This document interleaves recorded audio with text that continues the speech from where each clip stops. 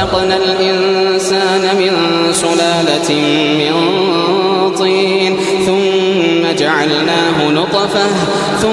جعلناه نطفة في قرار مكين ثم خلقنا النطفة علقة فخلقنا العلقة مضغة فخلقنا المضغة عظاما فكسونا العظام لحما ثم أنشأناه خلقا آخر